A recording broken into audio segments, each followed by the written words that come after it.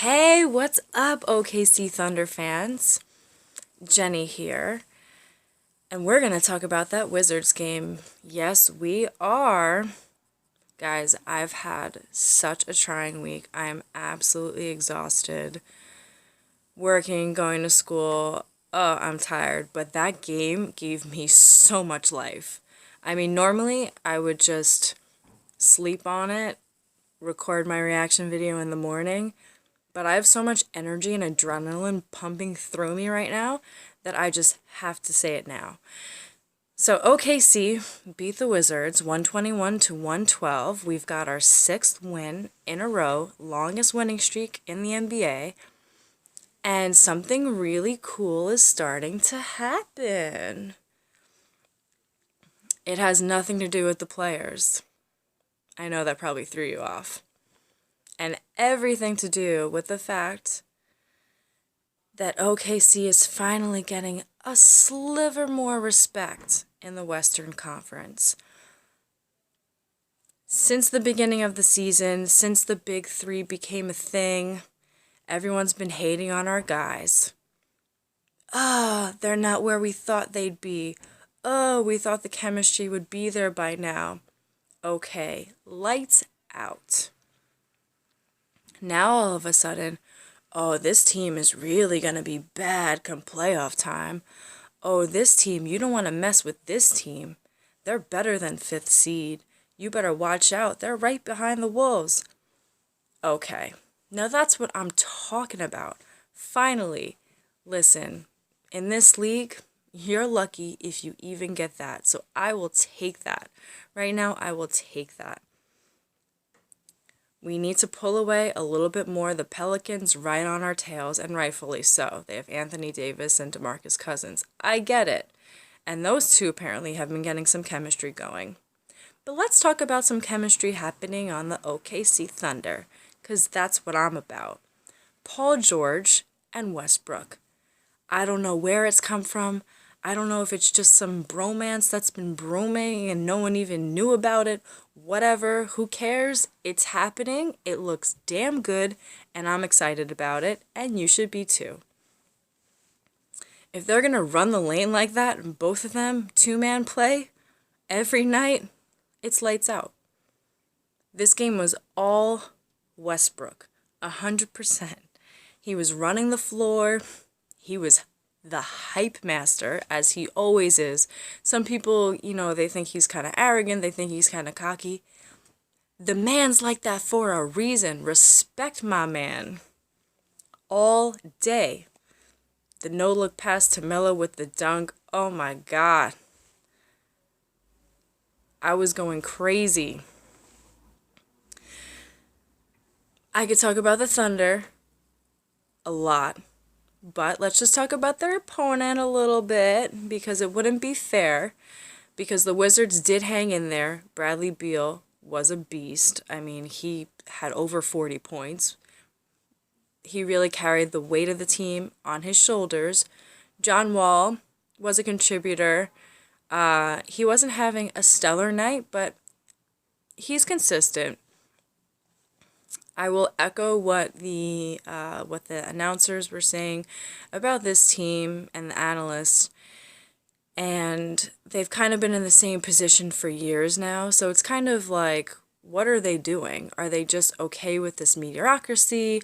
Are they going to get some other names in there to help John Wall, to help Bradley Beal out? They were talking about Porter a lot because he got all this money and now he hasn't been performing up to his potential, so that's an issue for them. Gortat, he is a respected center in the league. However, he's not a stellar player. He's respected, he's consistent, he's good, but he's not incredible. And I think for them, that's definitely hurting them, because he's a very big piece. They need other pieces. They weren't getting to the line as much as the Thunder, which means that they weren't trying to drive as much or make cuts. They actually were shooting quite a bit from the perimeter, and when shots aren't falling, I mean, that's a problem that OKC has had as well. What else? This team, they have spurs of energy, but they don't have energy all the way through, and energy makes all the difference. As you can see from the performance that the Thunder gave. They were in it, so I have to give that to them. They were in the game for a period of time, and in that third quarter, they actually outscored the Thunder. So yeah, that is something that they would have to build on, but I think that people are just kind of getting tired of saying that about the Wizards because it's every season, it's the same thing. It's like, I've already seen this movie and I know how it ends. So, but they do have their 2 All-Stars, which is great press for them. And I guess that they had kind of this similar locker room meeting, and it went on deaf ears where there hasn't been any real improvements since that happened. Actually, Colin Cowherd on The Herd was talking about how conflict for teams can actually be good, because conflict is not necessarily a negative thing.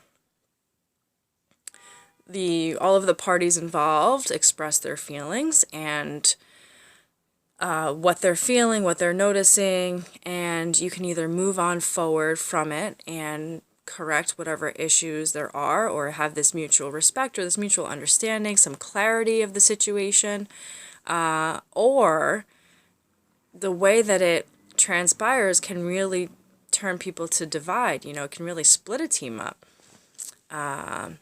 People can be upset about things that were said and you never come back from that, or it just makes things really murky for a little bit.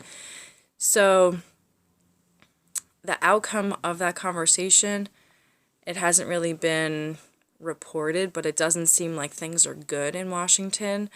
The thing in the East is that it's the East. Again, there's so many teams that have similar records that it's going to be very, very close in the East. So they still have a chance to make, they are probably going to make the playoffs. That's like not an issue at all. It's just a matter of when are they going to try to get better? When are they going to try to make it to that elite status? Or how are they going to try to win championships? Because this level of play and this roster, it's not working for them.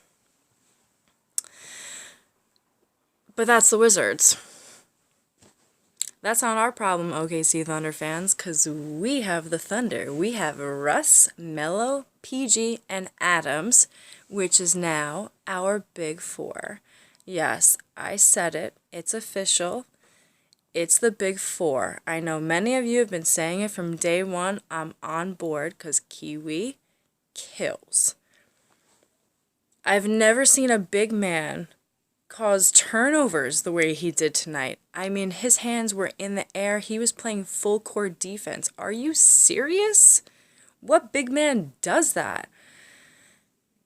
He was off the chain. He was fire. Like, this dude was grabbing everything. I heard the Wizards trying to say he was flopping, whatever. Maybe some of them were a little bit of a flop. But you know what?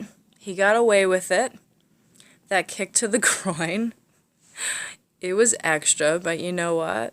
He's an aggressive guy, and you gotta make guys a little scared of you sometimes. So he did what he had to do. I'm not mad at it. And I know that the rest of the team is certainly not mad at it. And, Reggie was saying how they need to get Hustis in the game more and how they need to get T. Ferg in the game more. To me, T. Ferg, yes. Hustis has still not proven that he should be so active in that rotation. I actually feel that Grant is better in terms of defense. At least you can rely on him to have several blocks a night or steals or whatever it is, but he's excellent defensively. He's not the best shooter. Hustis, you might get lucky. He'll hit a 3 every once in a while, but he's only blocking every so often. I still think that those vets take him to school.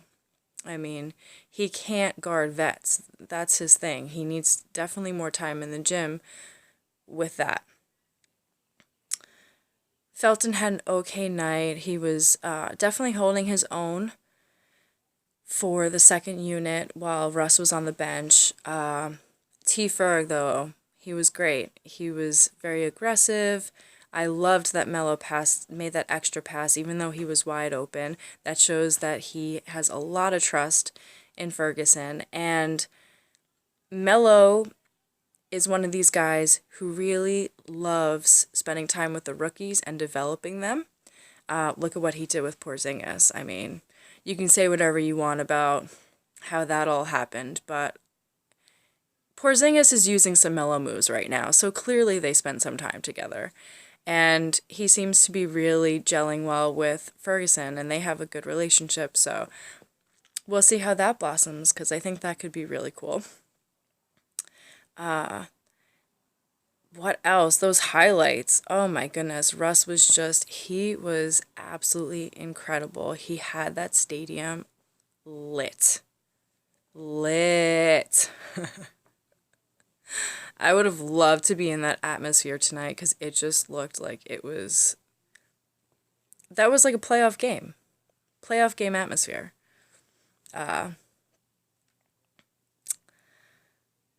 Oh, and